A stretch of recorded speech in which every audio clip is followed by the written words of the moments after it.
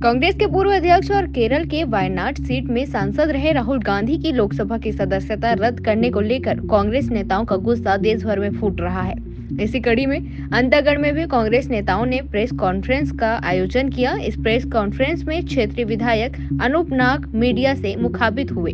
इस दौरान विधायक नाग ने केंद्र की बीजेपी सरकार पर हमला बोलते हुए कहा कि बीजेपी सरकार अपनी शक्तियों का दुरुपयोग कर रही है। जो भी सरकार से सवाल करता है उसको दबाया जाता है। पखांजूर से विप्लव कुंडू की रिपोर्ट।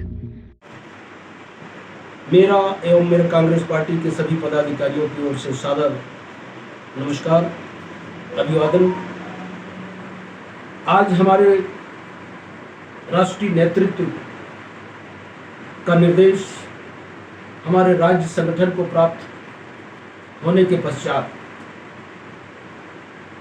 जो राहुल गांधी जी, हमारे सम्माननीय राहुल गांधी जी संसद सदस्यता रद्द किए जाने के मामले में तरह तरह की बातें हो रही हैं।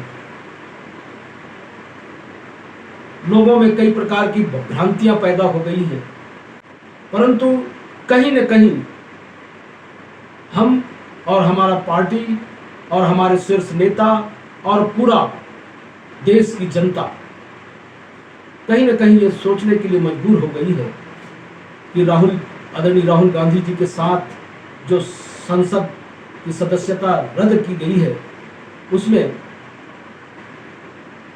किसी न किसी रूप में केंद्र की सरकार, भारतीय जनता पार्टी की सरकार के द्वारा किए जा रहे षड्यंत्र का परिणाम है।